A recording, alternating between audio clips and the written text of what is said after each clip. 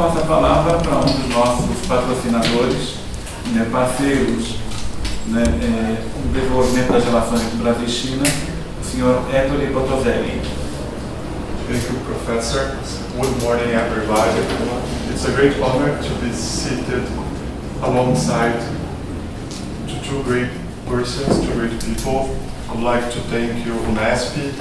I'd also like to thank all the organizers, essentially Instituto de Países de Língua Portuguesa, da Universidade de Economia e Negócios Nacionais, Instituto de Políticas Públicas e Relações Internacionais da UNESP, Associação de Desenvolvimento Econômico Brasil-China e Foundation for Law and International Affairs. It's an honor to be seated here today, especially to represent Ibrachina. Unfortunately, Ibrachina's president, Mr. Thomas Law, could not attend this workshop because he is in Beijing for the celebration of the Popular Republic of China's anniversary. So I would like to highlight Ibrachina's scopes and how they are aligned with the whole that the BRICS have been developing in the last few years in the international relation affairs. The BRICS, they share common ideals in the pursuit of the economic and social development. They also represent one of the most important and relevant groups in the current days. And in the past decades, the BRICS countries have played a vital role in the world economy in terms of total production, investment, capital destination, and also as a potential consumer market. Their economic growth and social inclusion policies have helped to establish a global economy, creating jobs, reducing poverty, and combating inequality, which has also contributed to the achievement of the Millennium Development Goals. And seminars and workshops like this one helps BRICS to trade information, to exchange information, to exchange ideas in order to have new experience and improve even their relation, to improve their relation between themselves. BRIC countries, they are committed as a joint effort to build a more just and fair environment for the international trade. And nowadays they are assuming a proactive policy that reinvigorate their domestic economies, establishing a stronger economic relation among themselves.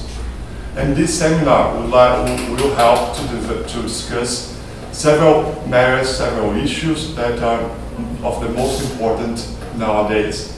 And the BRICS, they are developing an important role on these areas: the promotion and cooperation for economic growth, maintenance of peace and security, social justice, sustainable development and quality of life, political and economic governance, achieving progress by sharing knowledge and information, what will be done today during our sessions.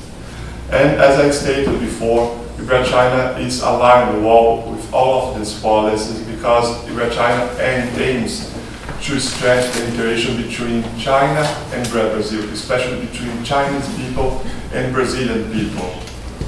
And our idea is to consolidate the Chinese presence in Brazil, the Chinese roots in Brazil, and also to disseminate the Brazilian culture in China.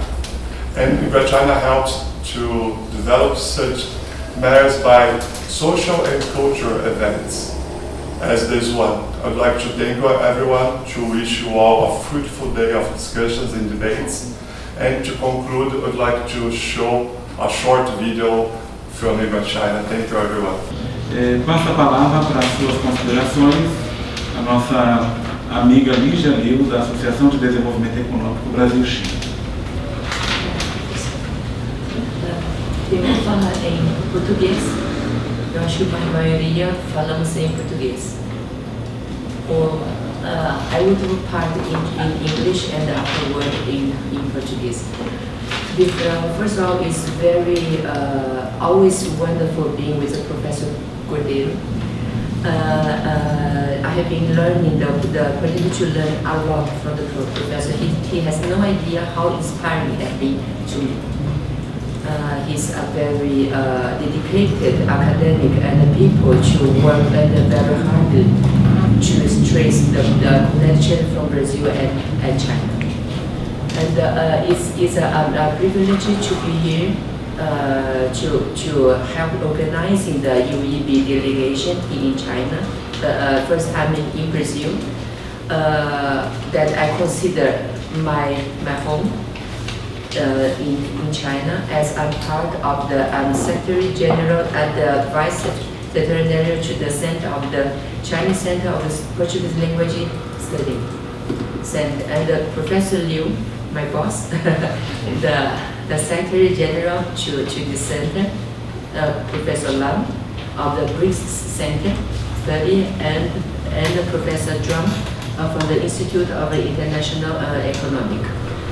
And I think that, of course, a special thanks to Ibrachina with the very realistic support that provides us the really means to make this happen.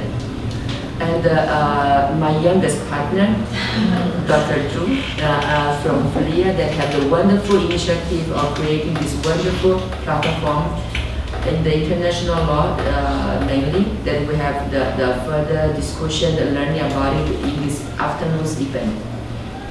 So my association, in somehow I share the very same value as Ibrachina, but much less well organized, I would say, because you have much more talented people who are working together. Associação de Desenvolvimento Econômico Brasil-China, I work as a boutique consultant and the boutique platform.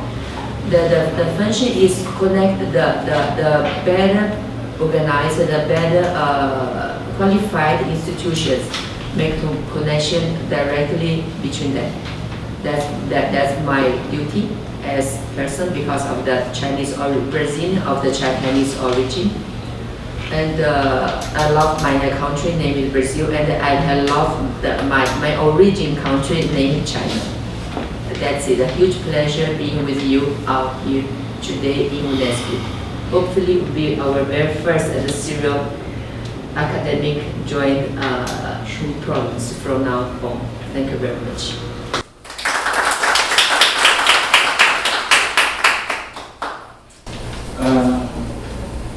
Eu encerro essa sessão de abertura, agradecendo mais uma vez Ettore e Lígia. Eu convido à mesa a professora Xiaoming, né, que vai presidir os trabalhos, né, na sequência. All right, thank you very much for coming here, everybody. My name is Xiaoming Zhu, and thanks very much. Great thank you to Professor Creel for the kind introduction, to me, to Ligia, and to the event. So not waste more of your time. So first I'd like to invite Professor Liu Jianlan to give the first presentation today. Please.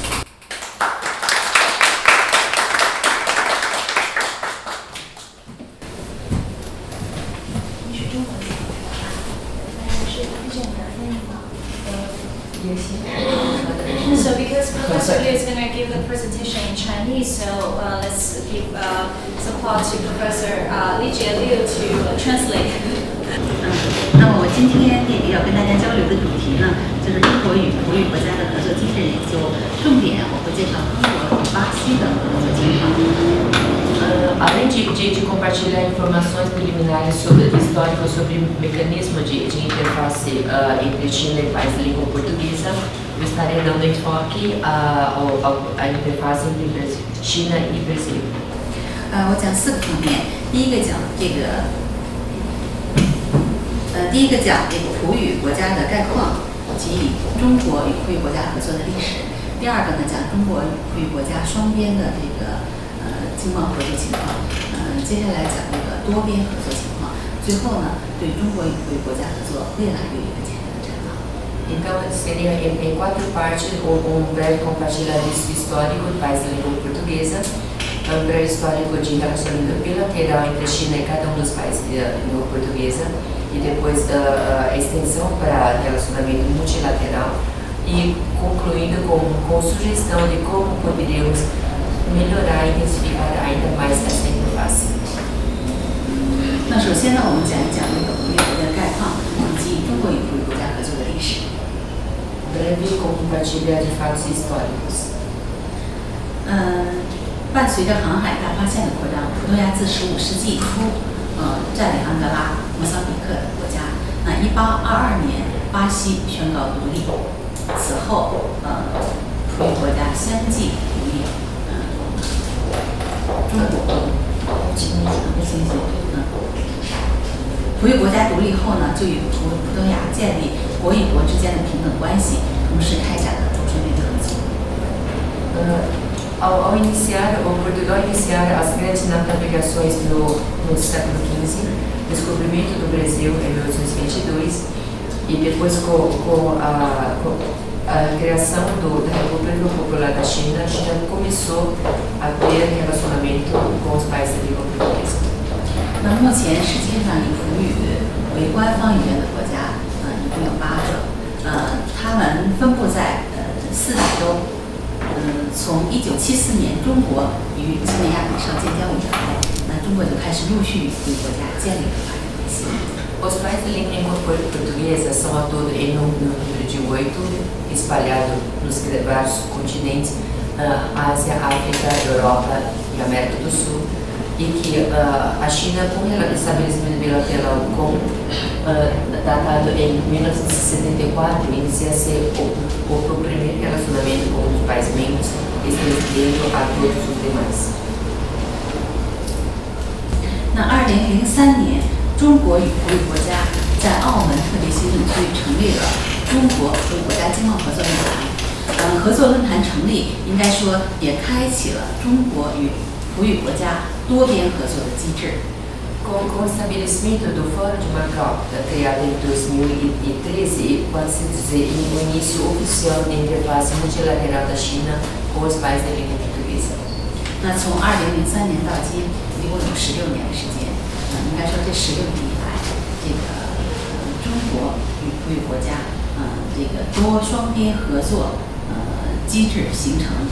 多双边合作机制呢，来相互补充、相互促进。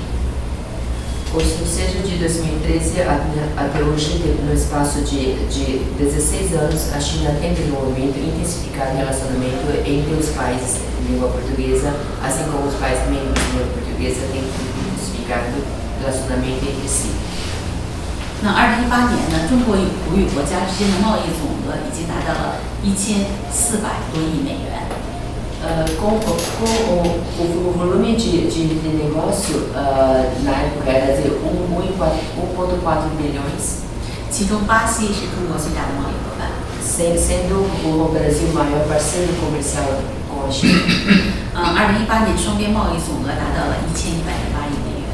E em 2018 o volume chegou a 1,55 bilhões de dólares. 那在葡语国家当中呢，除了巴西之外，像那个安哥拉、葡萄牙、莫桑比克等等，贸易额也是排在前面。 Depois do Brasil, o maior parceiro comercial vem Angola, Moçambique e outros países de língua portuguesa. 接下来我们就讲讲中国与葡语国家双边合作机制的形成与发展。 Uma breve compartilhar de históricos, de fato histórico dentro do relacionamento bilateral entre China e país de língua portuguesa. 那几天前呢，中国刚刚庆祝了新中国成立70周年，就是说1949年新中国成立之后，就开创了中国与葡语国家友好合作的新纪元。 Há poucos dias atrás, no 1º de outubro, a China celebrou 70 anos de fundação da Cultura Popular da China. E que desde a sua fundação em 49, a China tem mantido relacionamento com os países da língua portuguesa. 自从中国1974年3月份和几内亚比绍建交之后，中国与葡语国家陆续建交，而且呢，从那时候起，中国就向亚非葡语国家提供了力所能及的援助，与巴西、葡萄牙等国发展经贸关系，与葡语国家开展了各种形式的经贸合作。 A partir do estabelecimento de relações diplomáticas com Guiné-Bissau, a China tem prestado suporte e assistência sempre dentro de suas possibilidades para os seus países do continente africano, ou então asiático, país de língua portuguesa, mantendo ao mesmo tempo relacionamento comercial com Brasil e Portugal. 我从4个方面来介绍双边合作关系。A seguir, informações sobre relacionamento bilateral. 第一个就是双边的高层互访会谈。Visita de cúpula de nível elevado em os países. 尤其是与巴西，大家知道今年是这个中国和巴西建交的45周年。那么从09年以来呢，中国一直是巴西的第一大贸易伙伴。同时，这个在国际多边合作方面呢，应该说也是非常的非常的多。那么巴西总统历任总统也是多次访华。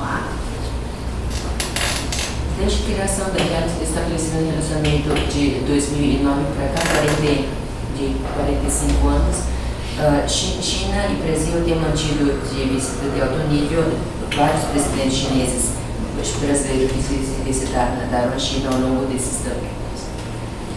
像今年5月份呢，副总统莫朗访华，也重启了中国与巴西高层协调与合作委员会。应该说，这个此次访华对中方加大对巴西的投资，延续中国在国际多边合作机制中的协作等方面发挥了积极的作用。Com a visita do PPR General Mourão à China para participar do evento COSBAN, agora no maio passado, reinicia ou retoma relacionamento bilateral entre Brasil e China e que assim encoraja China a continuar com os investimentos ao Brasil. 第二个方面呢，就是中国分别与普通国家建立战略伙伴关系。O próximo ponto que vale a pena ressaltar seria o estabelecimento de parceria de estratégia da China com demais países de língua portuguesa. 那这种伙伴关系的建立呢，从1993年开始，应该说这个伙伴关系的建立加强了这个在重大的国际和地区问题上的磋商和协调。Com a confirmação de parceria estratégico entre os países membros do BDP, os países membros têm conseguido chegar assim ao ponto de forma coerente, coesa, perante tratando de questões internacionais. 中国在1993年呢，巴西成为第一个跟中国建立战略伙伴关系的国家。那到2012年，这种关系就上升为全面战略合作关系。Com o confirmamento de parceria de estratégia Brasil-China em 93 e assim ampliado para relacionamento estratégico pleno completo em 2012. 第三个方面就是看看这个中国分别与会国家签署双边合作协议，其中跟巴西是签署最多的，一共有84个合作协议。A próxima forma de fomento e identificação do relacionamento bilateral seria mediante a assinatura de acordos entre os países. O Brasil seria o país que tem maior número de acordos assinados com a China, são acordos no número de 84. 那合作领域呢也是非常的广泛，涉及两国政府的贸易、海运、科技、教育、文化、技术、医药、足球等等，非常的广泛。Esses 84 frentes, né, eles cobrem não apenas o comércio, mas também o logístico marítimo, militar, cultural, essa área biomédica, ou seja, de forma bastante ampla e compreensível. 第四个方面就是建立和发展双边合作机制。那中国分别与会国家建立了高委会、本委会等合作机制。因为这些机制的建立，也促进了双边经贸合作在这方面呢发挥了积极的作用。Com a criação de comissão de alto nível, ou então como comissão mista, conseguiram-se criar mecanismos concretos para propiciar a cooperação entre os países. 同时呢，2003年成立了中葡论坛。这个中葡论坛之后的话呢，每一届会长会议上都通过一个经贸合作行动纲领。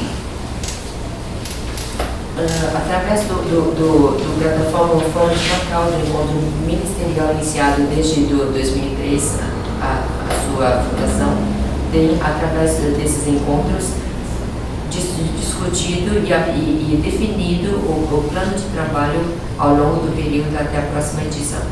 应该说，中葡论坛成立16年以来，对促进中国与葡语国家这种双边的关系发挥了积极的作用。Com essas atividades, com esse operacional bem organizado, de forma sistemática, ao longo de 16 anos, o Fórum de Macau pode-se afirmar que tem contribuído, colaborando de forma bastante concreta para a promoção e intensificação de relacionamento entre os países BRICS. 所以呢，这就是我们讲的开始讲第3点，中国与葡语国家多边合作的这个形成。Com essas informações, podemos vislumbrar, constatar eficácia de mecanismo multilateral entre China e demais países portugueses. 那为什么要成立中葡合作论坛？它的背景是什么？ Qual o propósito e o plano de fundo da criação do Fórum de Macau? 大家知道，去年是中国改革开放40年。那1978年改革开放以来，中国经济也是出现了快速增长的一个良好的势头。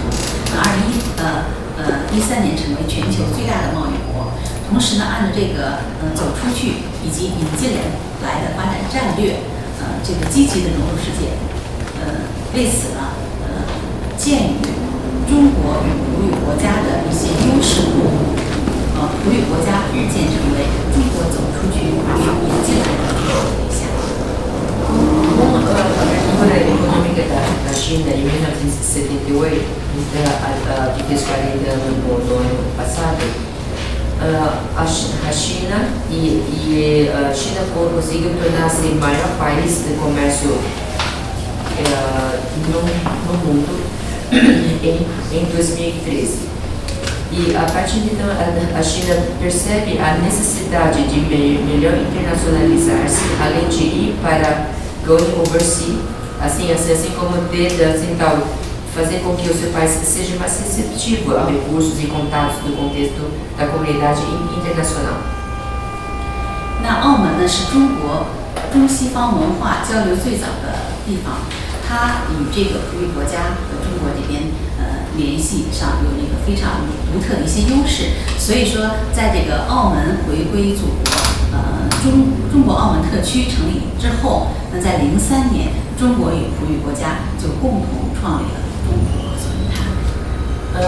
Macau sendo ponto de convergência da cultura da China e o país de língua portuguesa, que a partir do handover, ele adota o sistema de país, dois sistemas, demonstra ser a plataforma perfeita para esse ponto de encontro da China com o país de língua portuguesa. 那中葡论坛成立以来呢，应该说取得了积极的成效。É totalmente pertinente fazer a afirmação que o Fórum de Macau tem mostrado resultados bastante concretos ao longo desses 16 anos. 一是政府间的合作更加密切。 Primeiramente, com a cooperação entre os governos. 二是贸易投资快速增长。 E depois, esse rápido crescimento de investimento e comércio. 2003年中葡论坛成立的时候呢，中国与葡语国家的贸易额刚刚超过100亿美元。那到去年的年底的数字呢，就显示贸易额已经上升到1473亿美元。 Desde o seu fundamento em 2013, o volume de negócio era de 10 bilhões de dólares. E em 2018 houve um aumento de 25%, passando para 143 bilhões de dólares. 其中巴西是中国与葡语国家最大的贸易伙伴。 E o Brasil sempre permanecendo como o maior parceiro comercial da China. 这个图表大家能看到，这个数字。 Com esses dados numéricos estatísticos consegue se ter uma melhor ideia do volume. 第三个方面是合作领域不断的拓宽。 O próximo aspecto seria a ampliação de frentes de cooperação. 03年中葡论坛框架下的合作领域只有7个，那到去年呢就增加到20个。 De 3 segmentos no início do estabelecimento do Fórum de Macau, em 2013 até o ano passado, foi ampliado para 20 segmentos. 第4个是合作成效逐步彰显。Depois também o próximo ponto seria a constatação do resultado concreto dessa interface. 尤其是“一带一路”倡议的提出，有效促进了中国与富裕国家的贸易往来。Com o lançamento da China do Belt and Road Initiative, ele consegue intensificar ainda mais o relacionamento comercial, inclusive entre China e os PRPs. 一会儿我们庄教授还要就“一带一路”做这个详细的这种交流，跟大家这就不再多说了。A minha colega, o professor João, fará uma palestra direcionada no Belt and Road Initiative. Deixarei para ela mais compartilhamentos.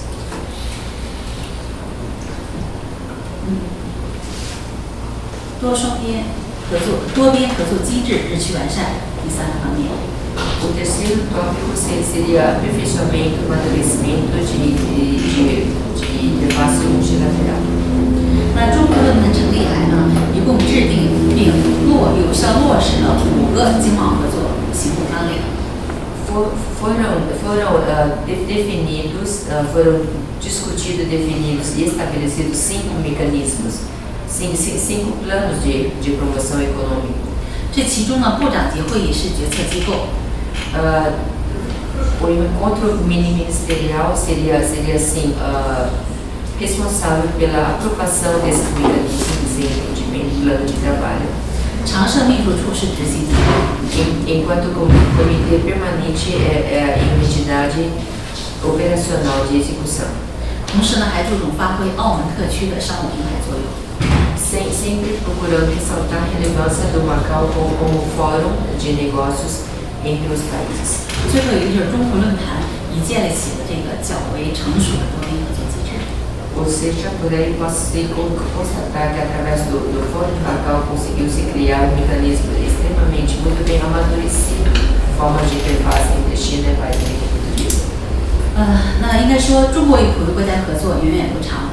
那么自03年中国论坛成立以来呢，多双边合作机制并行形成一个很好的合作局面。Ou seja, constatar-se que a partir de 2013, a criação do Fórum de Macau até os dias de hoje, através de interfaces bilaterais e multilaterais, o Fórum de Macau tem conseguido resultados concretos bastante expressivos. 那未来呢，我们也希望在合作领域上要进一步的这个拓宽。Nós gostaríamos sempre de conseguir ampliar ainda mais ou aprofundar os projetos existentes. 地方和省之间的合作要更加深入。Para conseguir esse propósito, a intensificação de contatos a níveis locais, de estados, de cidades, né, será primordial. 合作机制进一步完善。Assim como aperfeiçoamento do mecanismo de interface. 合作形式和合作内容要有所创新，进一步多样化。O formato, né, o formato de interface e a reinterpretação do conteúdo, né, dos projetos também serão imprescindíveis para o melhor crescimento, resultado já obtido. 那也希望这个合作的效果也是更加的务实，最有实效。Para que conseguir resultados de forma bastante prática. 好的，我就跟大家交流这么多，谢谢大家。É isso. Obrigada a todos para assistir à minha apresentação.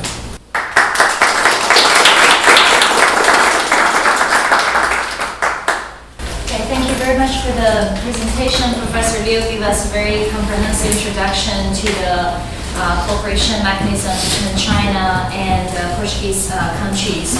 So next one, let's invite Professor Ri Zhang to give us introduction to the cooperation mechanism between China and the Belt and Road Initiative countries. Good morning, everyone. Nice to see you here. It's the first time I visited Brazil. Recently, it's really impressed me. This morning, I'd like to explain Chinese BRI to you and the opportunities for BRICS economic cooperation. My lecture including the following 2 parts. First one is about Chinese Belt and Road Initiative. The second one is about the prospect of our BRICS economic cooperation. So two BRI, right? First one is Belt and Road Initiative. The second BRICS, BRICS. So we will, I'd like to explain some Chinese opening up policy this stage. Okay, our BRI, Belt and Road Initiative, someone maybe heard, in Chinese we say 一带一路, 一带一路, one belt, if we translate it directly, maybe one belt, one road. But our official documents, we seldom use one belt, one road. We use BRI, Belt and Road Initiative. Why? Because it's not only one. It's not only one.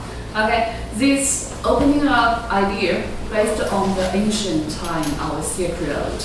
Everyone knows so many years ago, long ago, we have Silk Road. And based on the Silk Road, we explore our cooperation with many economies, many regions.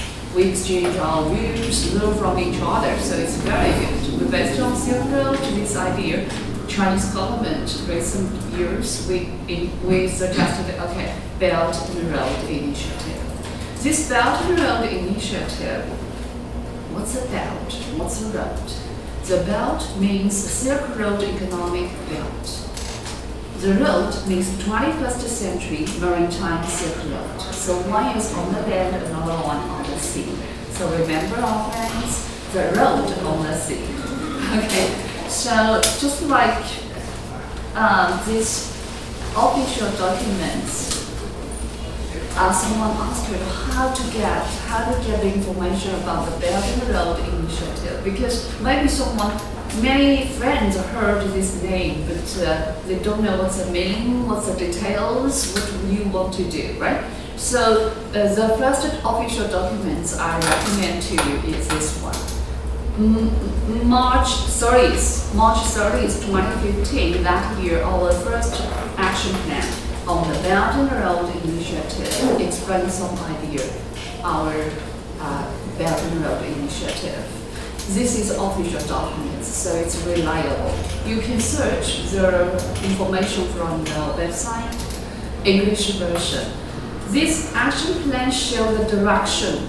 This map just shows you the general picture of the direction, but it's not only the line, the economies on the line involved in, not only. So it's a belt that means from central China, Xi'an, Lanzhou to the west, Russia until the East Europe. The road, maritime, 21st century maritime Silk Road, linked our Chinese coastal region to also, India, African country, and many other friends. According to these official documents, it explained that the Silk Road economic belt and the 21st century maritime Silk Road. By this, the belt and road, linked many economies together. So there is a great potential and space for our cooperation. And in these official documents, we also explain some principles for cooperation. Like first, principles of UN Charter. Second, 5 principles of peaceful coexistence. And others, open for cooperation, and inclusive, follows market operation and seeks mutual benefit. Let me explain something about that. Open for cooperation. Because in recent years, when we're talking about Belt and Road Initiative, many friends, especially many foreign friends, including some Chinese friends, asked, okay, how many economies involved in? How many economies involved in the Belt and Road Initiative? My answer is, based on our official documents, this is a principle, open for cooperation. This principle clearly shows that it's an open platform. BRI, Belt and Road Initiative, is an open platform. That means any nation, any economy, any organization, if you are interested in, welcome. That's why I told you that it's not only one. It's without the ceiling. Up to now, we have some units. They say that okay, more than 60 economies involved in the BRI, but not limited to. Got it? So this is an open platform. And harmonious and inclusive, that means because the Belt and Road, so many economies, we cooperate with each other. We have different background, different culture, different idea or something. But we should respect to each other. Respect to each other. So to pursue harmonious and inclusive. Another one is fullest market operation. Up to now, many friends said, okay, it's maybe BRI. We found it's government action. It's a government idea, but in our official documents we explain that we follow market operation. That means this is because we just have this initiative from 2013 up to now, just a few years. So this is the initial stage. During this initial stage, the government should explain clearly, okay, what's our idea and something about that.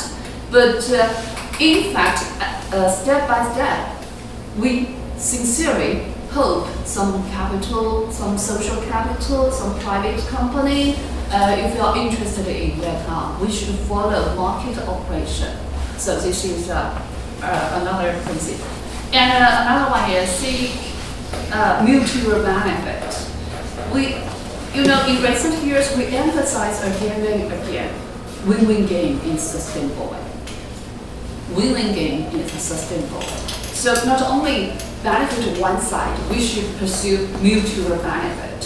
So our cooperation is based on these principles. What's the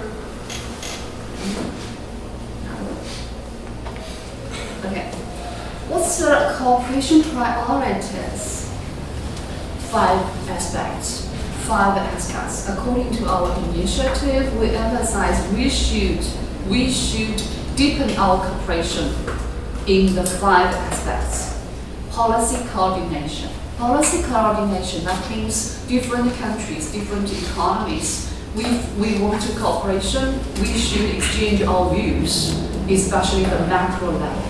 The macro level, the government should exchange our views, our ideas to got some consensus. So this is a policy coordination.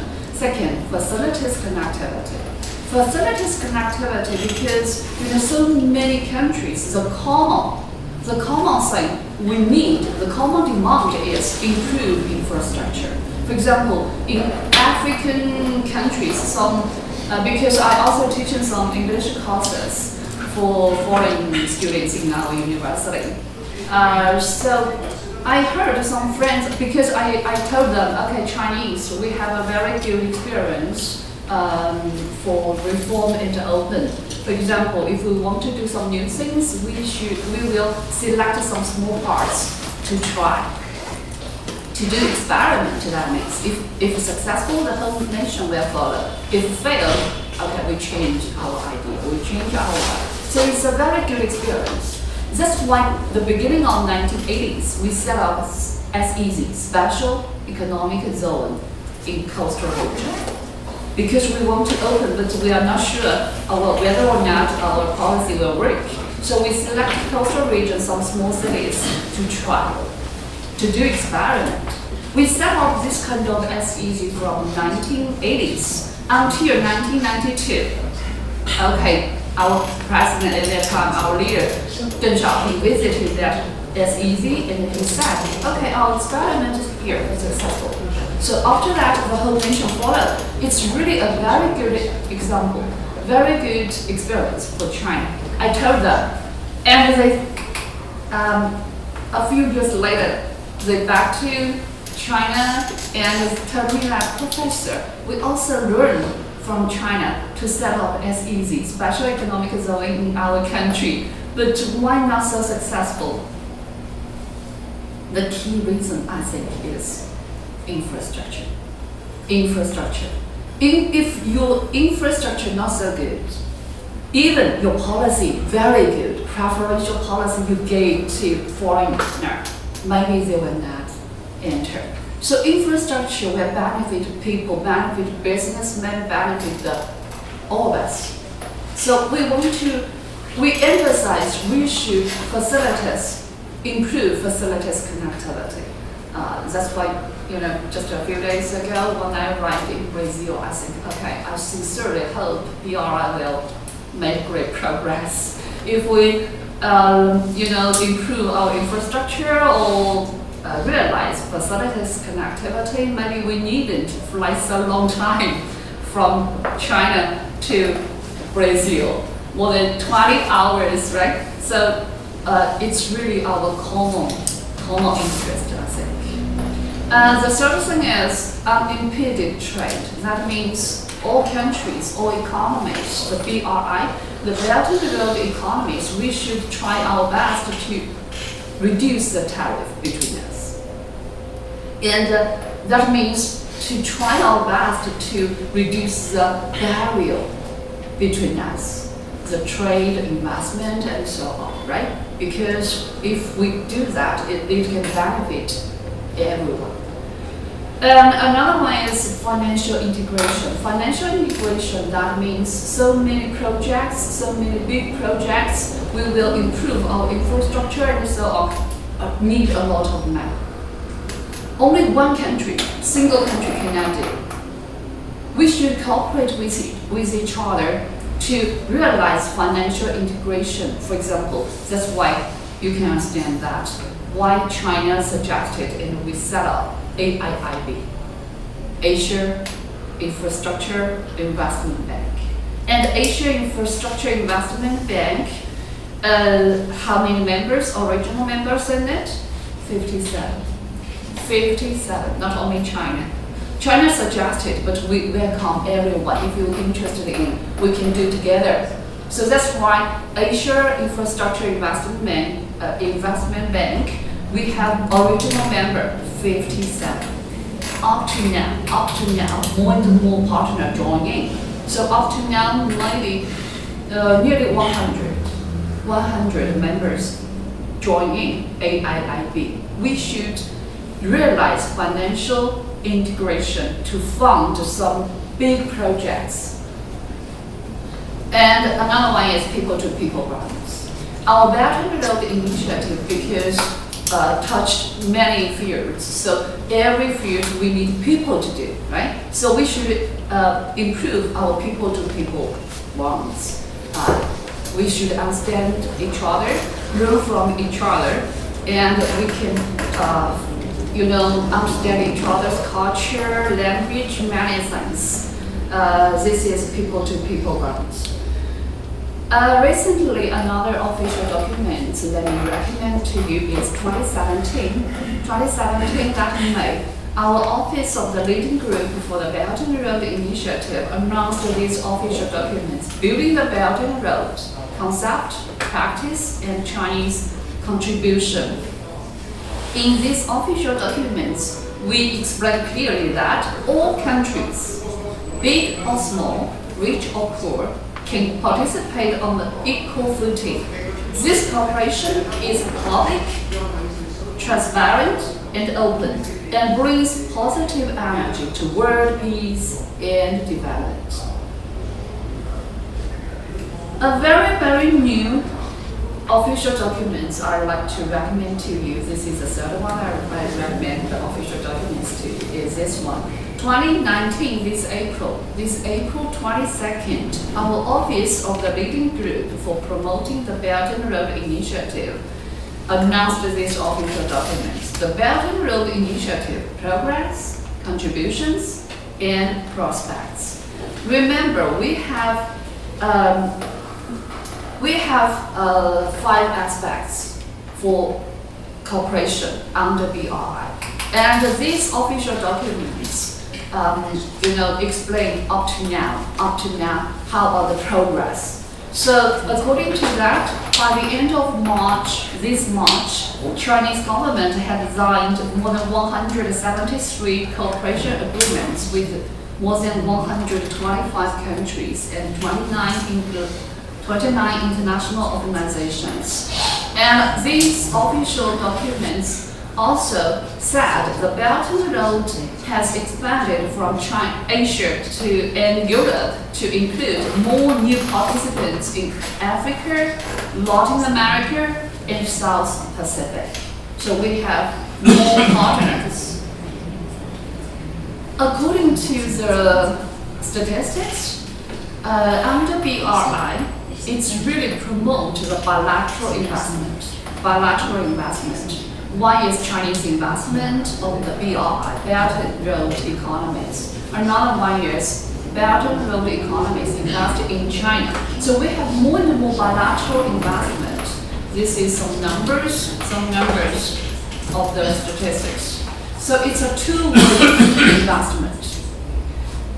Okay, according to our report on development of Chinese outward investment, China now, we have more and more investment outside. So according to this report, you can get the idea. From this figure, you can get the idea. The left one is 2016. 2016, that year. How many Chinese investment in the Belt and Road economies? So because it's Chinese, so if we use the unit, billion, we should put the point before one number. So this is a 15. That means 2016, that year, our investment in the Belt and Road economy is more than 15.34 billion US dollars. This number accounts for Chinese whole number ODI, the proportion 9.5%. 9.5% that year. And 2017, the number of our ODI in the Belt and Road, 20.17 billion US dollars. And the ratio increased to 12.5%. That means China now, we have more and more investment on the BRI, right? Okay, the second part, under BRI, now you got the idea, what's the BRI, what's the Belt and Road, what's the emphasis, what's the key points of our cooperation. The second part, I'd like to explain that under Belt and Road Initiative, how to promote our BRICS economic cooperation. BRICS, Brazil, Russia, India, China, South Africa. This is a picture in, this BRICS Xiamen Summit. China hosted that, 2017. 2017, a beautiful city in China, Xiamen, hosted the BRICS Xiamen Summit. And we're talking about many cooperation plan for our BRICS. Not only BRICS, but also we say BRICS Plus. That means not only BRICS, but also we also welcome more countries joining in. According to our Belt and Road Initiative, remember just now I told you that focus on the 5 aspects: policy coordination, facilities connectivity, unimpeded trade, financial integration, people-to-people bonds. So we also were based on this kind of idea to promote our economic cooperation with BRICS. So let me show you this figure. This is a 2017 Chinese top 10 trading partner. Chinese trading partner, the top 10. A very interesting thing. Maybe not everyone knows that.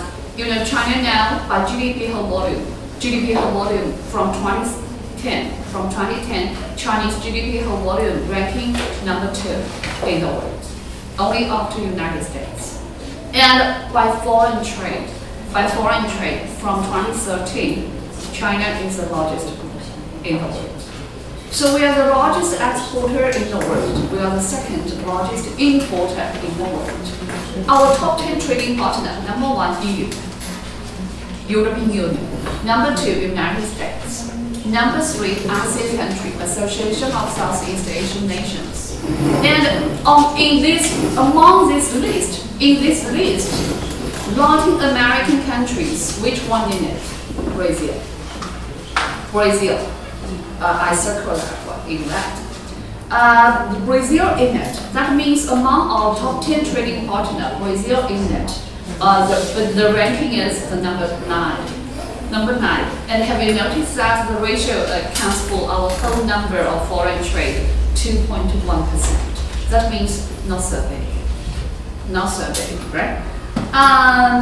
2018, this figure is 2018, just over the last year, the number is 2.4%. Also Brazil, number 9, and the ratio 2.4. 2017, the ratio is 2.1. 2018, 2.4%. So increase, right? Increase, but not enough, I think. This is the trade. As for the investment, this figure shows you that 2010 to 2017, the investment from BRICS to China. The investment from BRICS to China. The left one is the number of foreign invested enterprises. The right one is realized FDI value. So by the number of the enterprises and by the value, have you noticed that the BRICS investment to China accounts for Chinese whole number 0.8 to 1.6 in 2017, and the value increased from it's 0.2 to about in recent years almost 0.1 to 0.2. But remember, the basic number is bigger and bigger. Basic number is bigger and bigger. Ratio is here. Keep that. This is BRICS. Let me compare the countries along the Belt and Road. The Belt and Road economies, their share, the investment from the Belt and Road to China, the share, the left one increased from 7.3 to 10.7, the right one 7% to about 4%, but it's also the big number of the basic number. Basic number is bigger and bigger. I just want to say that compare with BRICS and Belt and Road, to be frank, BRICS is not enough. So we need to do more. As for how to deepen our cooperation, I think 2 official documents I'd like to recommend to you about focus on Latin America. First policy paper. Chinese first policy paper on Latin America is 2008. 2008 is at November 4th. China announced our first policy paper on Latin America and the Caribbean. In this policy paper, we explain clearly how to promote our economic cooperation, not only economic cooperation, our cooperation. So it touched many fields like political field, economic field, and so on, because I focus on economics. So let me explain something. In the economic field, we should deepen our cooperation in the trade, investment, financial cooperation, agriculture cooperation, industrial cooperation, infrastructure construction, resources and energy cooperation, customs cooperation, and on many other fields. And one sector, in my view, with promising future, tourism, because China now, just from October 1st to October 7th, we have 7 days for holiday because we celebrate our national day. Of course, I'm working here. But many Chinese travel. Yeah, they travel, enjoy. Sure. So many Chinese during the Golden Week, they will travel. We have 2 Golden Weeks for holiday in China. One is Spring Festival. We have 7 days for holiday. Always on the end of the January or the beginning of the February. This is one Golden Week. But the weather is not so good, right? October 1st to October 7th, the weather better. So many Chinese travel.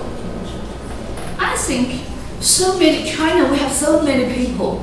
That means what? That means the business opportunities, right? So why not promote our cooperation in this field to encourage, to design more lines for travel? And this morning in our hotel, I noticed, wow, some Chinese from Shanghai travel here, travel Brazil. But I think if you check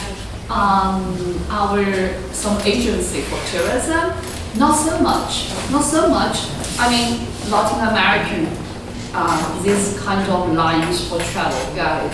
So, I mean, we really have a lot of opportunities, and it's really a big business.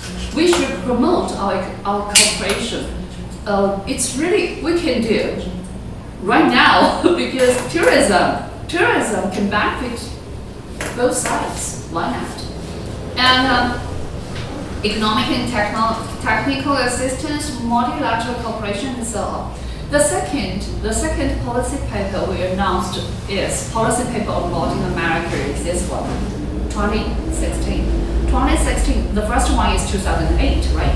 The second one is 2016, November 24th, our policy paper on Latin America and the Caribbean. Based on the second policy paper, we emphasize we should deepen our cooperation based on 1+3+6. 1 means cooperation plan. This cooperation plan whole name is China, Latin American, and Caribbean countries cooperation plan. This is 1. The 3 means trade, investment, financial cooperation. The 6 means 6 different subsectors like energy and resources, infrastructure, construction, agriculture, manufacturing, scientific and technological innovation, and information technology, and so on. So 1+3+6. Up to now, I think we also follow this one. We have a lot of the opportunities. How to do? I think we should do more to promote bilateral understanding, bilateral exchange on many fields. For example, investment. Many people, many friends, our friends, you know Huawei, right? Huawei, 5G technology, it's really a leading company. And let me tell you a very interesting thing. This is new products. New products Huawei is selling now. From this February, Huawei began to sell foldable smartphone. So that's why I joke that our friends, or especially some boys, if you want to buy a gift for your girlfriend, good choice. Okay, you can roll it. Huawei, of course, I think, like Brazil, also welcome foreign direct investment because foreign direct investment can benefit the local economy, right? So Huawei, this kind of so good Chinese company, we can promote our cooperation between Huawei and Brazilian companies. I think Brazil also can provide some better environment for our businessmen like Huawei and so on. Not only Huawei not only a Chinese company invest in Brazil, but also I think China also welcome more and more Brazilian company invest in China. This picture is one Brazilian company signing a cooperation contract with a Chinese company because Brazil also good at producing the car, auto parts, and so on. So they provide the auto parts for a Chinese company because that company producing the car. Got it. So we sincerely, to be frank, if we compare and we check the statistics, we found the investment from Latin America to China, very little, not so much. So we sincerely hope more and more Latin American companies like Brazilian companies can invest in China. China recently we have this year we issued a new law. This law is foreign direct investment law.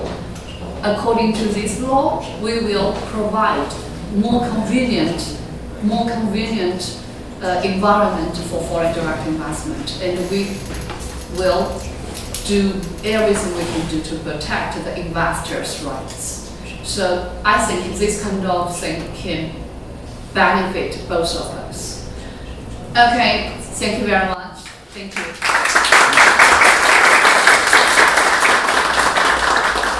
Muito bem-vindo a todos. Eu compartilharei minhas pesquisas em relação ao tópico BRICS. Muito.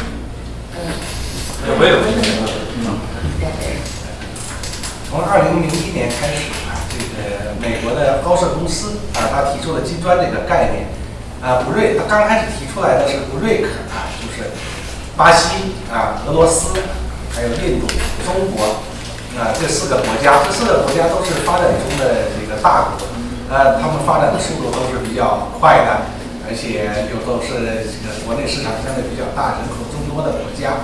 那么在2005年的时候，我们就加入了南非，南非当时发展的势头也比较猛烈。2006年的时候，建立了一个金砖的合作机制。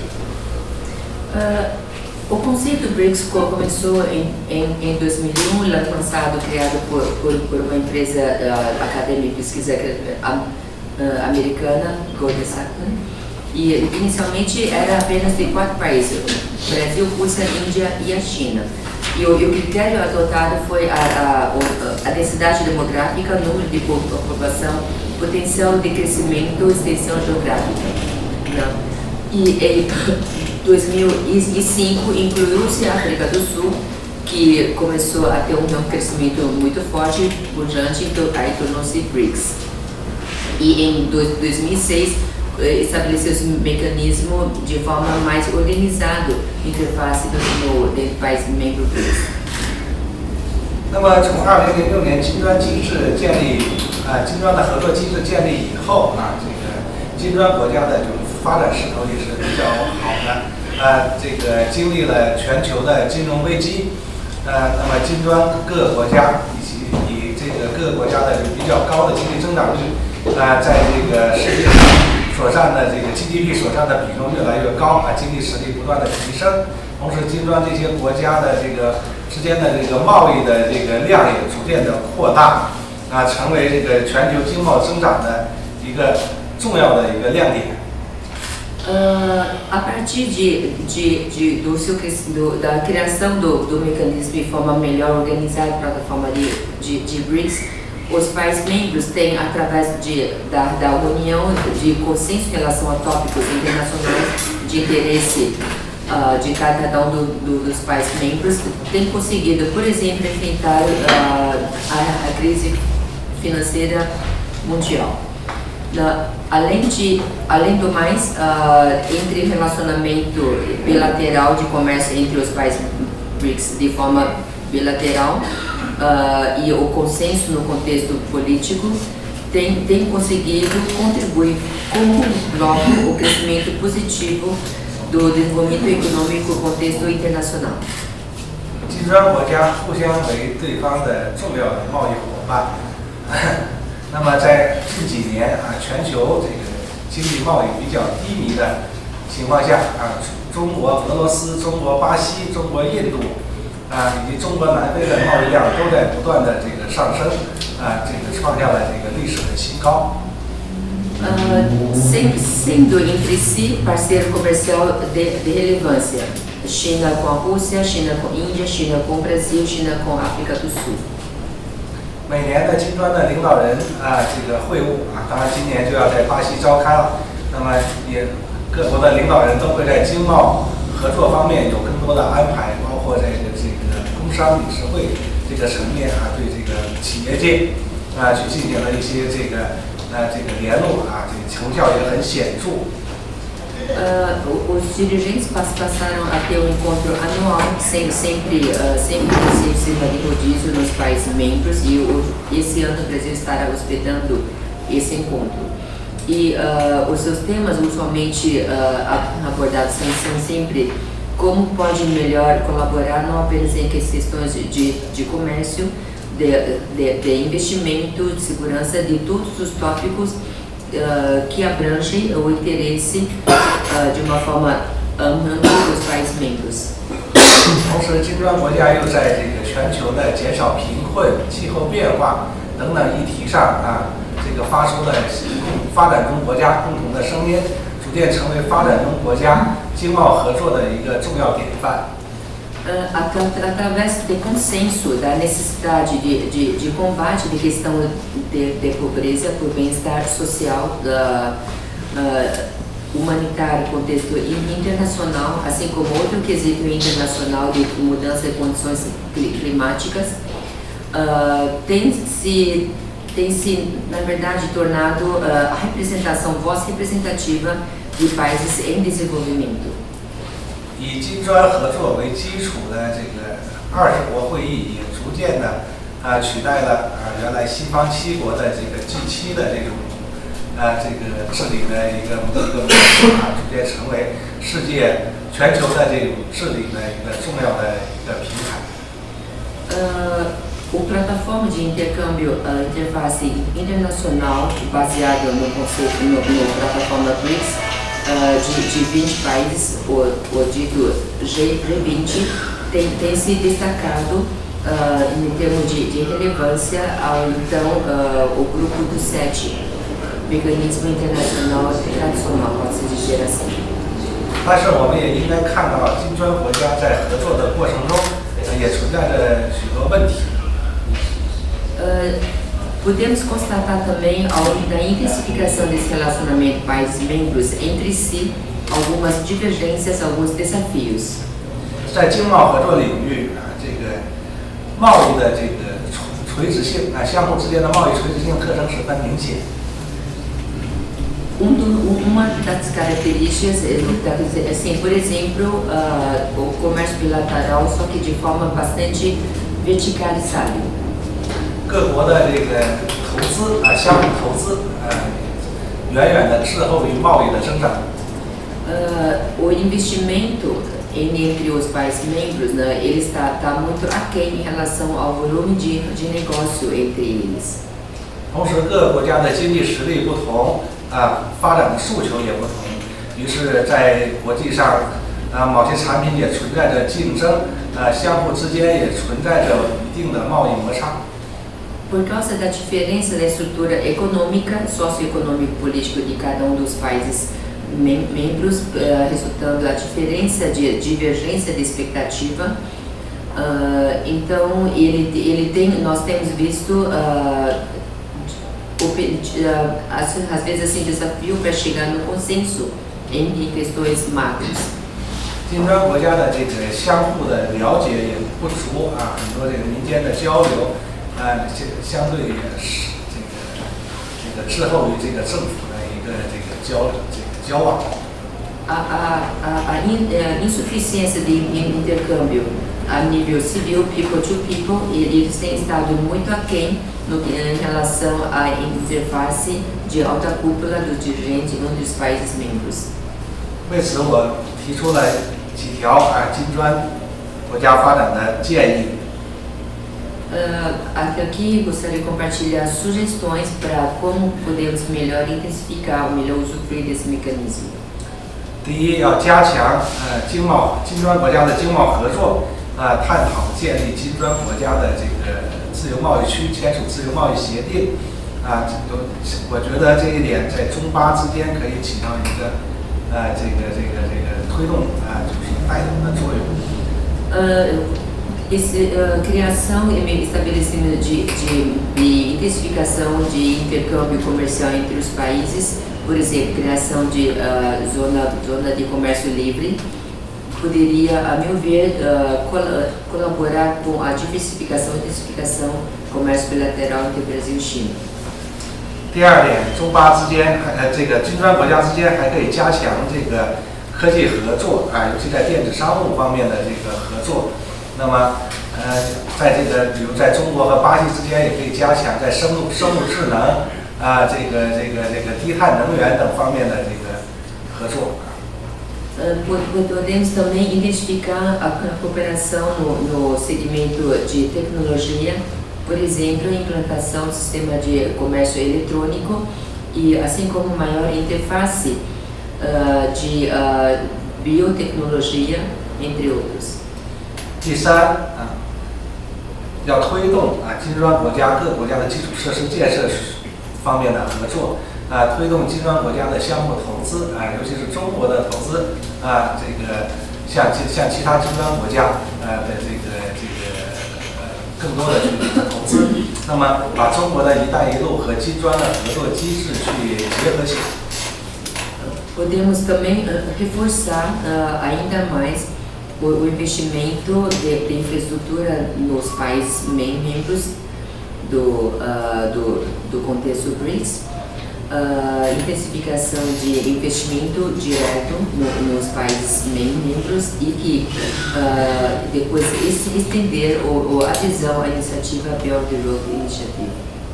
第四中国作为这个全球的进口大国，应该扩大进口对金砖国家的这个工业品的进口。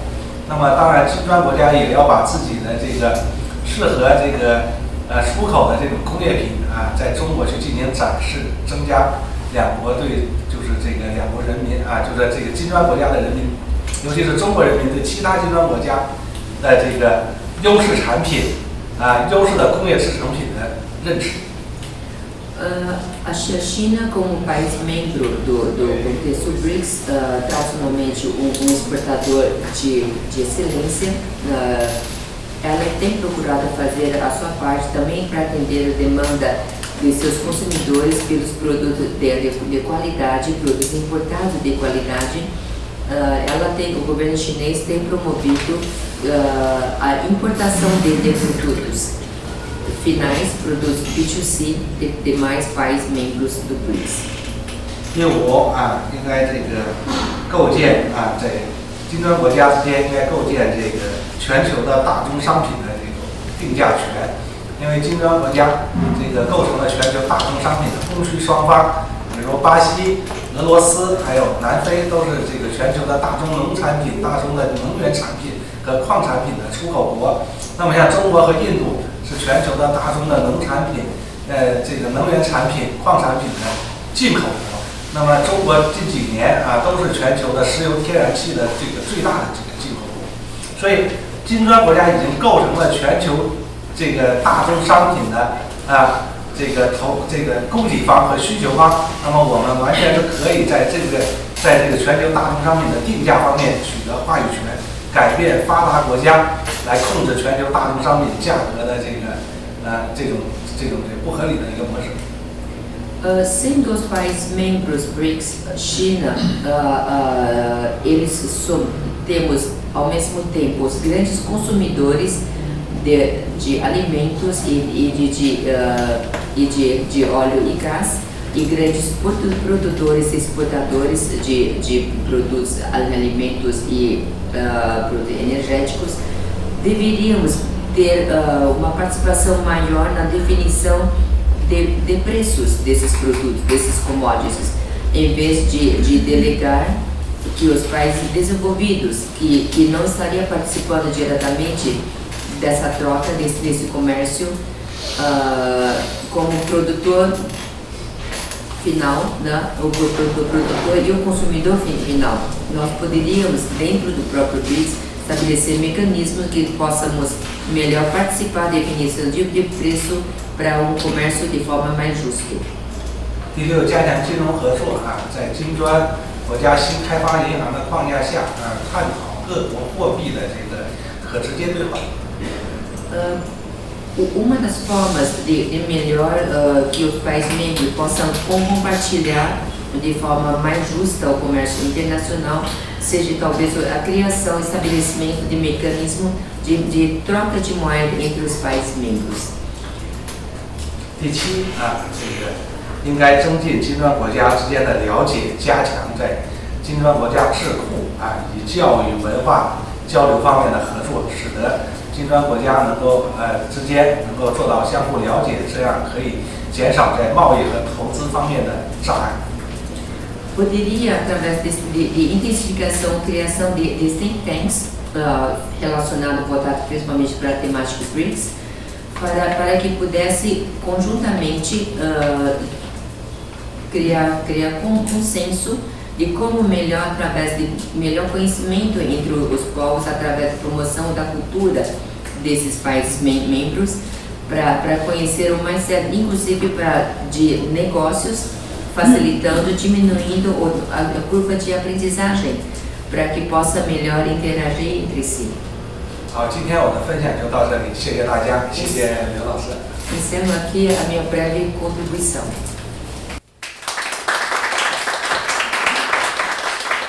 I have a question. Please. Please. I will try to do in English. Okay, great. About the Belt and Road. In last October, the U.S. Congress approved the BUILD Act, the better utilization of investment leading to development. This fund is to compete with Belt and Road Initiative. What do you think about this? In the same moment that the U.S. authority talked about the Belt and Road as a debt trap. The first question for you, Professor, com relação aos BRICS, até 2016, os BRICS eram uma plataforma de cooperação política buscando a criação de uma ordem multipolar. Com a mudança de governo no Brasil, os BRICS continuariam sendo uma plataforma política ou as ações se concentrariam em comércio e desenvolvimento? 给您的它2016年一直到2016年，这个金砖平台的作用，它更多是好像那个政治导向的，我觉得在国际上多元的这么一个政治导向就挺好的作用。那比如说19年，新总统换了总统以后，金砖是否会不会就更多以这个商贸主导？他可能他问了2个问题。Two questions? Okay, thank you very much for your question. Let me answer the first one about the United States. Okay, so first thing is, I will emphasize 2 key points. First one is, just now you mentioned that how about our view on the competition between us. In my view, just as I showed in the lecture, we have the principle for cooperation under BRI. One of that very important is harmony and inclusive. So we don't think it's a competition, and we don't want to compete with United States. Got it? So I don't think we can. If any cooperation, we welcome. We welcome. We can coexisting. So not competition. This is the first thing. The second is about the debt trap. So who say that debt trap? United States. So it's not the country involved in Belt and Road, right? So it's another side. Got it? So can we believe it? And up to now, according to my information, no one, the Belt and Road economists, no one said they are in a trap. On the contrary, about about 17 countries ranking in the list of IMF. They are facing some trouble in debt, but who is a creditor? Not China, European country, and the United States. So this is that means this kind of comments is unreasonable. And another thing is the Belt and Road Initiative. Just as I explained to you, we initiate. It's an initiative. We just a suggestion. And if you are interested in, we can do it. If you can and interested in, okay, we can do it. If not, doesn't matter. That's why we say it's initiative.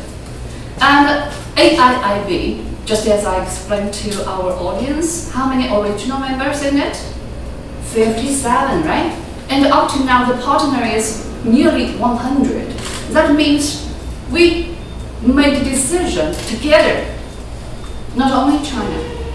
So we emphasize BRI, it's we can design together, construct together, and sharing the benefits. So this is our idea. Okay, thank you very much. A second. 您提的这个很好，提出了一个金砖发展的这种趋势。那么任何的一个这个合作机制，首先都是政府在推动啊。那么政府推动到一定阶段的时候啊，这个经贸合作就成为一个最重要的联系各个国家这种合作的一个纽带。Uma excelente pergunta, uma pergunta muito bem colocada. Qualquer plataforma, qualquer mecanismo, para ele conseguir ser estabelecido, tem que ter um entendimento político. Isso tem que ter um consenso político. Só que, ao mesmo tempo, para que ela tenha sustentabilidade, ela precisa ter conteúdo e consiga sustentá-lo. Então, sob esse aspecto, benefício econômico é imprescindível. 在全球政治不断分化的一个背景下啊，那么这种靠政治来完全是政府的这个去推动啊，政治上去推动一个合作机制，可能会有更多的麻烦。那么这个时候啊，以经济啊，以民间、以企业这个作为这种推动的主导力量啊，可能会使得这种合作机制啊，能够具有长期的可持续性。所以您正好就是提出了这样一个趋势。那么，这个具体是如何这种趋势是如何去转变的？从哪个时间去转变的？您提出来是2016年，但是我也不能这个具体的去认为是哪一年，但是这是一个必然的发展趋势。Levando em consideração o contexto internacional atual de muitas incertezas, é natural que os países, inclusive os países membros do BRICS, eles questionem como que ele poderia levar adiante o seu desenvolvimento. Então, sob esse aspecto, é natural que cada um dos países players internacionais, eles buscariam o que eles têm em mãos, de que forma eles poderiam, inclusive, unir-se, juntando forças, para poder melhor defender seus interesses. Então, nós acreditamos que essa seja uma tendência, o pragmatismo, né? E assim, qualquer colaboração, qualquer cooperação para que tenha sustentabilidade, ela tem que ser prática, ela tem que oferecer resultados concreto, que atenda à necessidade e expectativa daqueles que tomam parte. Então, em relação ao timing que o senhor colocou mesmo em 2016, eu não prestei atenção a respeito dessa água divisória, mas eu creio ter certeza, com certeza, estamos na fase de revisão, estamos na fase de mudanças, ajustes.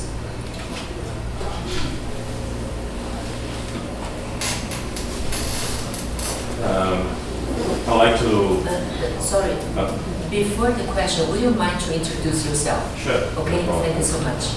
Hi, my name is Tomas. I'm PhD research at UFDC University. And I would like to ask Professor Zhuang Hui, is that?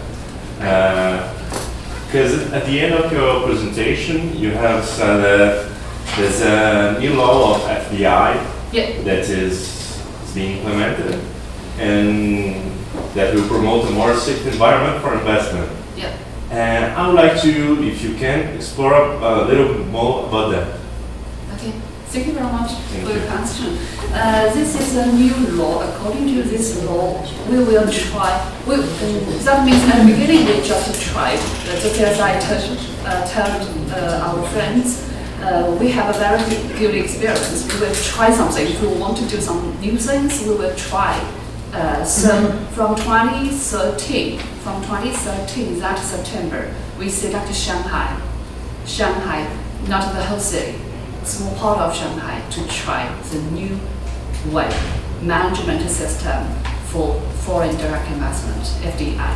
The new way is negativist. Negativist means what? Okay. For example, a foreign investor want to invest in China, you have to check a guideline, a catalog for foreign direct investment. It lists in so many sectors, right? It's a positive list. But for foreigner, it's very difficult to check, okay, one by one. So, and after that, you should apply for the investment, and until you should waiting, and until they agree, okay, you can enter, you enter, but you need long time, and you need maybe the energy and so on. So in order to make the investment more convenient, we try negativist. That means, okay, we only show which sector foreigner cannot enter, or which sector with some limitation. This is negativist. So at the beginning, we selected Shanghai to try 2013. And 2014, we added 3 pilot free trade zones. Up to now 18. So try step by step. Okay, successful. And this year, we issue this law. The whole nation, the whole China using the unified negativist. That means foreigner, if you invest in China, you only need to check the negative list, and if not in it, you can enter. So, of course, for foreign investment, very convenient, and we record your investment. That's okay. Needn't so long time. This is a new law. Yeah. Thank you. Of course, including, besides that, also including some rules to protect the rights of the investors. I'm Dong. I'm students of master course in here. At first, thank you very much. All of the professors. Are you Brazilian? Are you national? Where I didn't get it. Sorry. I'm Dong. I'm from the South Korea. South Korea. At first, thank you very much, all of the professors. I'm also studying about cooperation between Brazil and South Korea. Actually, Brazil is an attractive and interesting country for East Asia country because of the enormous population, enormous natural resource. But in the part of the commercial trade, there is a difficulty to Asia country.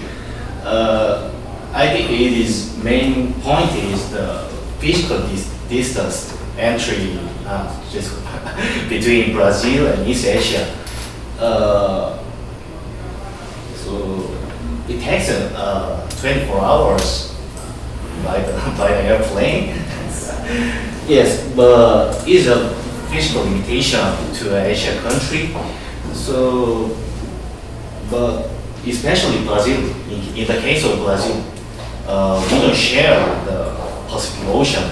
It is very disadvantageous for East country to do trade with Brazil.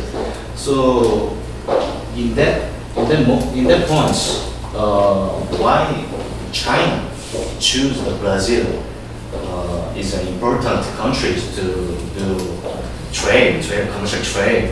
I want to know about that. And second question is there any political proposal of the develop or maintain the BRICS? So I think it looks like a political proposal to contain or check the United States in the continental America. So it exists or not? I just want to hear about your opinion about it. Thank you. Yes, BRICS 两个问题都不一样。这个问题是这个中国为什么会选择？不是选择的问题，它不是选择的问题。经贸合作是有一种这个民间的自发性。那么，可能你是韩国的学生，那中韩的贸易是远远超过中巴的贸易。因为你从地域上来讲，中韩是比较接近，而且自从中国和韩国签署了自由贸易协定之后，中韩的贸易是爆发性的增长。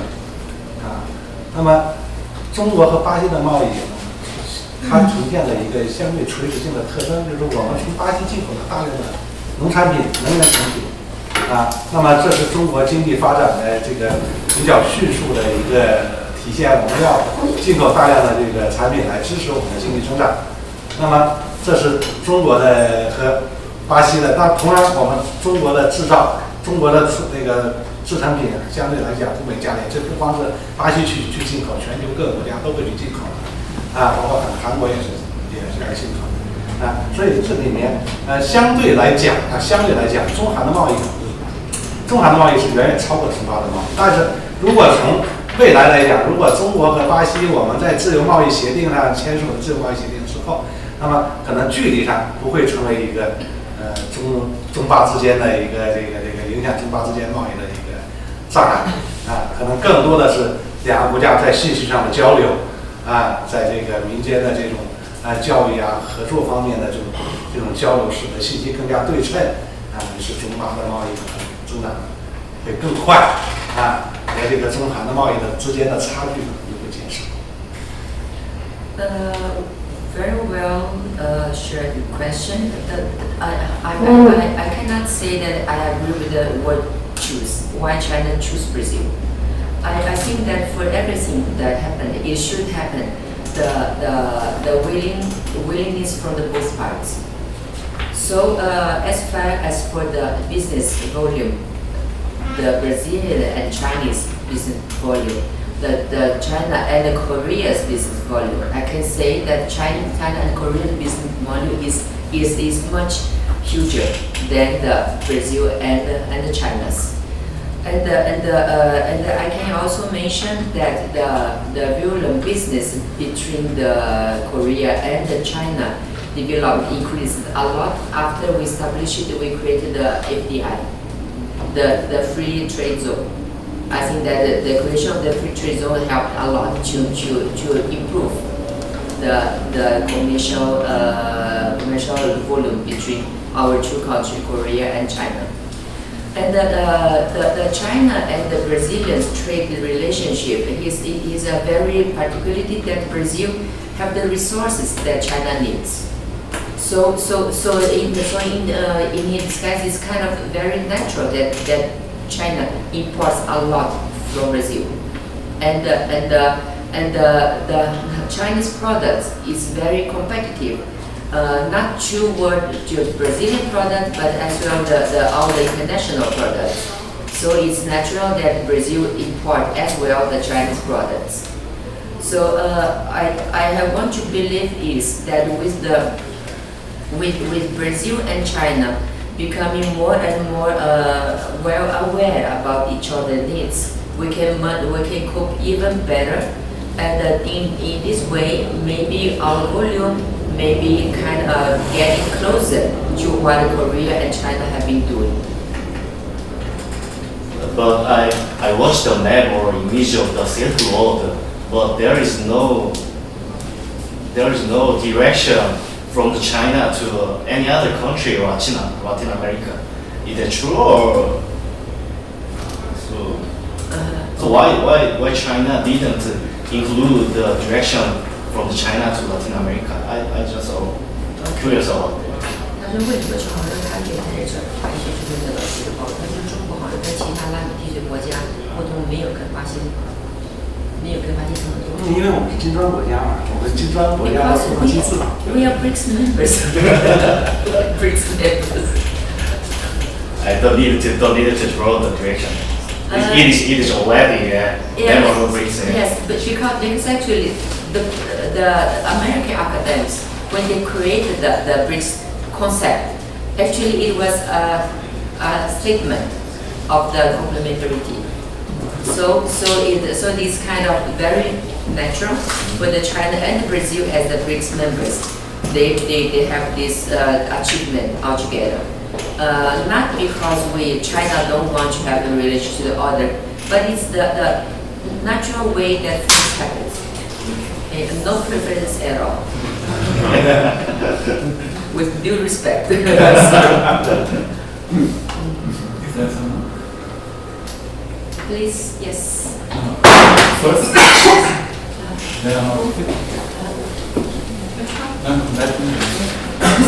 Professor Lee. No, Professor Lee, yes.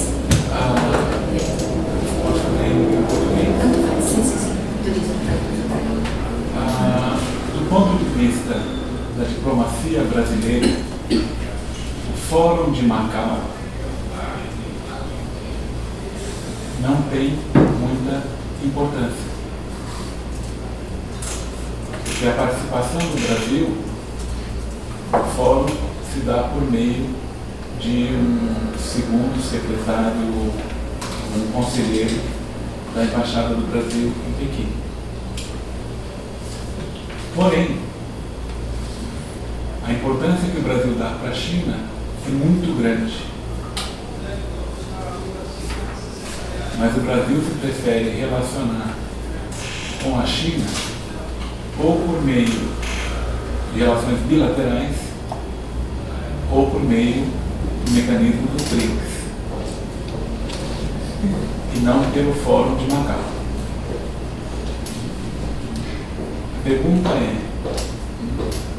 é, independentemente disso, como que o Fórum de Macau ele desce do nível da intenção para a atividade prática, não no nível do governo, mas no nível da sociedade civil, das classes empresariais e das universidades. 是这样，刚才讲到了中国论坛呢，它是从03年开始，到现在已经10年了。那在这期间的话呢，每3年召开的这一次党纪会议，它都会制定这个经贸合作的这个行动纲领。这个实际上是从政府层面的一个公平性东西一个引导，然后在这个框架下，实际上我们民间的活动，我觉得一直积极的进行。O Fórum de Macau, desde sua criação em 2013 até o dia de hoje, né, ele tem sido conduzido sempre definido, né, através de encontros ministeriais, né, e que assim, na verdade, além dessas linhas, né, de ação de cooperação de interface que teve sido criado, a interface entre a sociedade e nível civil, né, ele também está acompanhando paulatinamente e vem intensificando ao longo do tempo. 刚刚我也讲到了，对于未来这个中国与葡语国家合作的这个展望上，就是除了这个合作层次、合作内容要进一步拓展以外的话，合作的形式还有在进一步创新所以这些我觉得刚刚他讲的这个问题，应该都在未来，比如说在这个中国与葡语国家这个部长级会议行动纲领制定上应该有所考虑。我想这个中葡合作、中国葡语国家的合作应该是全面的合作不管从这个政府层面、国家层面到民间层面，我觉得应该是一个整体的推进。这一点的话，我们也相信，中国的澳门在其中发挥的特别重要的积极的作用。Conforme a apresentação que eu compartilhei agora há pouco, né, devemos não apenas diversificar a interface dentro dos países de língua portuguesa com a China, através de assim como intensificar os acordos já estabelecidos. Eu creio que é a direção do esforço conjunto de como poderíamos, através desses encontros ministeriais, para que a gente consiga amplificar e identificar o relacionamento. Obrigada. Se eu posso fazer um pedido para que esse debate fizesse uma autoapresentação, os atendentes, não é? Para que o pessoal soubesse quem esteja presente. Okay, everybody, would you mind to introduce yourself? Then the Chinese delegation member would be better knowing about you. Who are the attendees and why you are here? You're interested to know about this presentation. Maybe we can start with. By this way, please, gentlemen, you, please. Rápida apresentação. Eu sou fulano de Tocantins. Everybody, my name is Francisco. I'm together with the delegation of Lia and Xiaoming.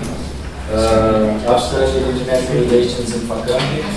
Afterwards, I went to China to do my master's degree in TU University. And I got back and I finished my economic course in Acompanhe now as well.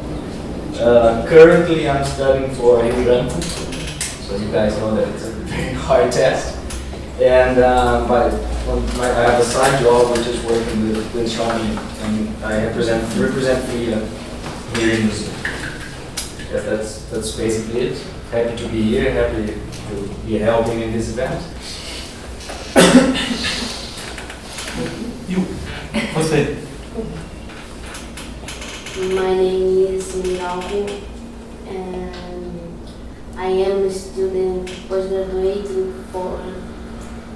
I am student postgraduate in UNESP, and in relations affairs. You are a Brazilian? I am from Angola. Angola. Ok. Ótimo. Se quiser falar em português. Seu nome? Eu já sei, I'm Dong from South Korea. I'm student here in last course. Also in study, especially cooperation between Brazil and South Korea in part of the defense industry. So this strategy of China is more strategic and more detailed. So I just learned about your strategic cooperation between Brazil and China. So thank you. Hi, my name is Cássio Lemos. I am a PhD student here at the Santiago program, and my research is about Russia energy policy. It's a pleasure to be here. Good morning, my name is Letícia. I'm a PhD student here in the program, and I study in Eastern Europe and as a competitive pressure region between Russia and Germany, but also the region's relations to China recently. Rudolf? Okay. My name is Xi Lingtong, from China. And this afternoon I will give a short presentation to you guys, and we can communicate with each other this afternoon, okay? My name is Valin, I'm from Angola, and I'm a PhD student of international relations here. And I'm here to learn more about Brazilian, China, and BRICS in general, because it's so interesting about the international relation that China have with the African country, and it's very visible in my opinion about the expansion of China in Africa, and it's very interesting for me to understand in general what they have in doing this education about the foreign and the international relations with the African countries. I think that's all. Olá, meu nome é Ariel, eu ainda estou na graduação, estou no último período e eu pesquiso a política externa da China. Você é de qual escola? Eu estudo na Universidade de Mogi das Cruzes. Graduação, hein? Não, sim. Do lado, Daniel. Hi, my name is Daniel Veras. I am a PhD in social science from the Pontifical Catholic University of São Paulo. I'm a former professor of Hubei University in China.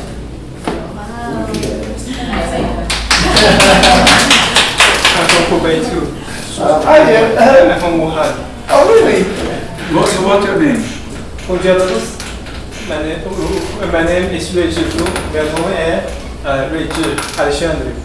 I'm a Portuguese teacher at Beijing Foreign Studies University. Sou professor de português da Universidade de Estudos Estrangeiros de Pequim. E a minha área de pesquisa é a política externa brasileira, mas exatamente o papel do BRICS, a política externa do Brasil, em termos da cooperação no BRICS. My research area is Brazilian external policies. More exactly, investigating the role of BRICS, the Brazilian external policies in terms of BRICS. Thank you. Obrigado. Joe? My name is Douglas Castro. I'm here in my capacity of a FLIA visiting scholar. I'm also a postdoc researcher at the São Paulo School of Law, FGV. Okay. My name is Julia. I study international relations at Universidade Paulista, and I also work at Ibrachina. Okay. And you? Hi, my name is Ana Beatriz. I'm a lawyer, and I do a master's degree at PUC São Paulo, and I also work at Ibrachina.